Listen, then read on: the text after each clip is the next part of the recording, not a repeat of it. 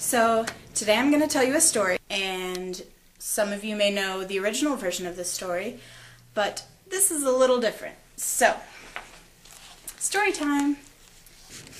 Once upon a time there was a dear little girl who was loved by everyone who looked at her, but most of all by her grandmother. There was nothing that her grandmother would not have given to the child. Once she gave her a little riding hood of red velvet, which suited her so well that she would never wear anything else. So she was always called Little Red Riding Hood. One day her mother said to her, "Come, Little Red Riding Hood, here's a slice of pizza and a chalupa and a chalupa. Take them to the prince. He is tall, strong, handsome, and a bit chubby, not gonna lie. They will do him good." Set up before they get cold, and when you are going, run as a wide receiver, and do not fumble, or you may fall and get a concussion, and then your prince will get nothing. And when you go into his castle, don't forget to say, Hopat, throw down your beards to me." "I will take great care," said Little Red Riding Hood to her mother, and gave her hand on it. Off went Little Red Riding Hood into the wood, and suddenly a wolf began to chase after her.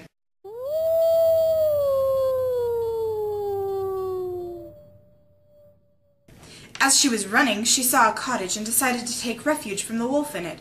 She was surprised to find the cottage door standing open, and when she went into the room, she said to herself, "Sucks to suck, wolf."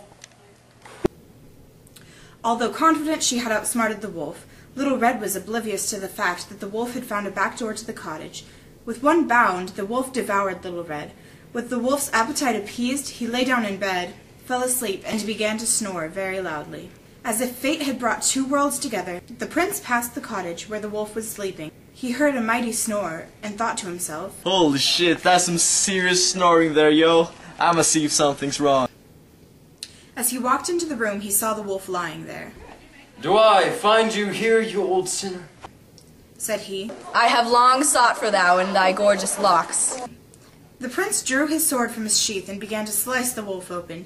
He had cut 2 inches and saw the most magnificent cape as red as blood shining. Then he went and cut the beast a few more inches, and Little Red sprang out, saying, "Gosh, took you long enough, bitch."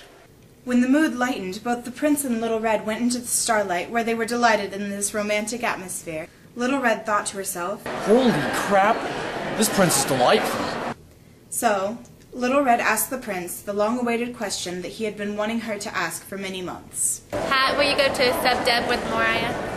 Pat, will you go to Subdeb with Mariah? Pat, will you go to Subdeb with Mariah? Hey Pat, would you go to Subdeb with Mariah? Pat, you should go to Subdeb with Mariah, or me. Pat, would you go to Subdeb with Mariah? Pat, will you go to Subdeb with Mariah? Pat, will you go to Subdeb with Mariah?